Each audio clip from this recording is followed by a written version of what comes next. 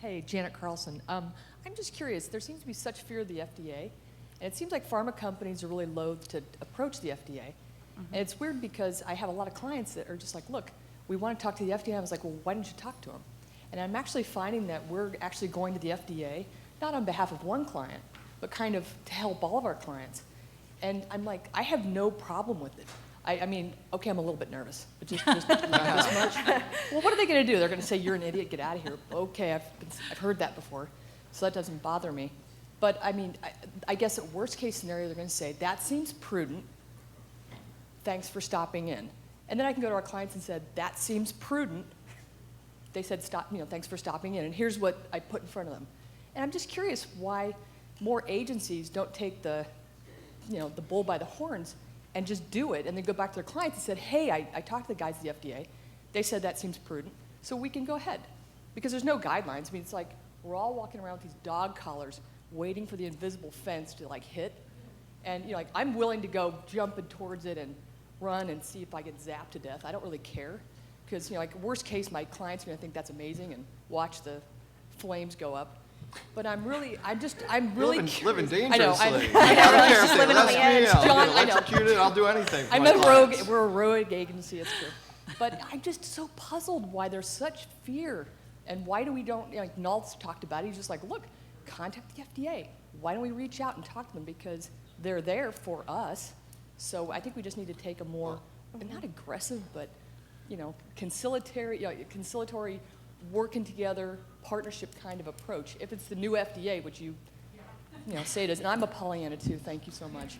So I don't know, I guess I'm blabbing up here, but I'm really frustrated because there's like this fear factor, and I just pick up the phone and like, we're going to the FDA, this is what we're gonna say, and let the chips fall, but nobody's saying where the boundaries are, so we might as well do it ourselves. Yeah. Well, so you're talking about going with the client to do it.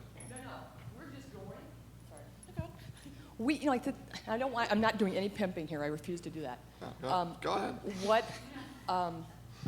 In the area that we work in is a little bit more cutting edge. So we always have clients saying, can we really do that? Is that a good way? And I can point to companies we've already done it with and say, this company, Pharma A, B, and C have done it. Yeah, but it's a good idea for us. So what we're going to do is we're going to go to the FDA, put our positioning paper down, and actually just say, you know what, I can show precedence with major pharma. This is a prudent way to go about doing this because of these reasons. And here it is used in pharma elsewhere with good results. And P.S., it helps adhere to these regulations, by the way, so it's a smart way to do it. So why would this not be a good thing? And I'm pretty sure I'm going to walk out with some sort of good housekeeping seal of approval, or at least a nod or a handshake or something. But it's going to be better than everybody standing around. I got a bunch of emails this morning from clients just going, hey, can you share that white paper with us? And I'm like, not till I go to the FDA and find out what the deal is. There's no point in making your policy on a white paper that nobody at the FDA has seen yet. But I'll be happy to share it when I'm done. But why not do it? I don't see much risk other than looking like a fool, and I'm so not afraid of that. So as far as I ever knew, because I've tried before, is that unless you pay PDUFA fees, the FDA won't give you necessarily a formal meeting anyway. So I have to meet your people. But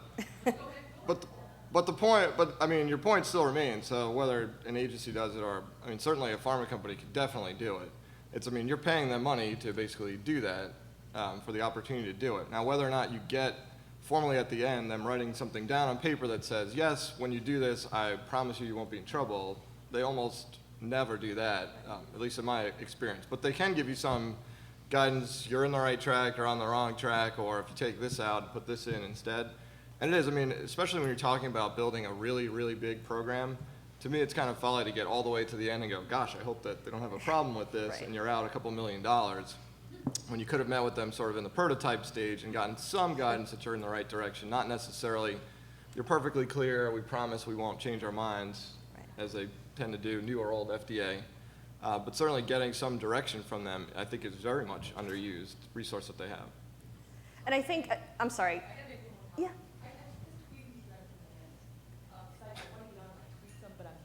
I'm trying to pay attention. But I Somebody have to tweet address something this for because Jen. it's Yes, not. tweet This I know this is driving me crazy because I want to keep wanting to say stuff. This is not about fear from or like sending in the agencies to do the dirty work. It's about people taking the lead. And if your clients aren't sure what to do, and I understand that there's far bigger risk from them. What is the FDA going to do to me other than throw me out and laugh at me? There's really maybe there's zero ding the risk. clients that you talked, the examples you talked about. You're kind of raising your hand and saying, "Look at me," and Yeah. I think people are like, "Okay, I'm not going to make eye contact, and it'll Right. be okay." Okay. Yeah, but I do feel that there has to be someone to stand up and say, we're just going to do it. And I don't care if it's an agency. I'm sure there's plenty of pharma people who are like, yeah, I'm down with that. I would totally go there. But like they're a little bit nervous because somebody in the next hallway might say, well, what are you, nuts? And I know there are people at my company who are saying, what are you, nuts? But I'm doing it anyway. What are you going to do, fire me? I'm in charge. So, I really, that's a great thing to be in charge. But I think more the CEOs and the higher level people at pharma need to do this. And I just think that agencies, if I as an agency person can stand up and take the lead and take whatever heat comes, I have no problem with that. But I just think there need to be some, I feel like I'm going to be crass here. It's not even a heat issue. I mean, I did it as the lowest ranked brand manager person you could ever possibly be, like barely even had an office, was there and said, this is what we're going to do, is Right. that okay? And it's like, no, this part isn't okay, but this is fine, and then this thing you need to change. There's no repercussions from it necessarily, unless you totally ignore what they say and do it anyway. That will probably aggravate them further than they need to be. I But guess simply what I'm asking- advocating is more people become leaders. That there's plenty of leaders in this room who can step up and There you take go. that. So I'm just challenging the industry. Like, there's so many leaders here. Like, just do it. And even do it in baby steps. But I'm just encouraging you to stand up because the FDA is not the big bad wolf. They're just people too. No questions I from that side think, of the room. no, wait a minute. I think there's too much attention being paid to the FDA. For example, why don't we talk about best practices a little bit more? Because even if the FDA did come out with regulations or didn't come out with regulations, there's still some pretty awful things that are going on around there. And I'll just mention that branded tweet, which in your case, John, is not marketing with meaning. I thought that was marketing without meaning. So to do a branded tweet, it's perfectly legal as far as the FDA was concerned because it links back to the package insert. But it really doesn't tell me a thing. It's not marketing with meaning. Thanks, John. And Keep saying it. Yeah. marketing with meaning, marketing with meaning. Get the book. But I think Marketing Free with copies meaning. available. there needs to be more discussion about, well, yeah, it may be legal, but is it good? Is it smart marketing? Yeah, Yes, is it- you're yeah. absolutely right. And social media is a tactic, and it should only be used if your audience is there, if it makes sense, if you can figure out ROI. Absolutely, that kind of goes without saying. And I actually, listening to Charlie Kimball last week and the larger work he's doing with Novo Nordisk as a spokesperson, and if you're following his tweet stream and you're into him, I actually think there was a bigger picture and a larger value than again, we all kind of just saw the one-off.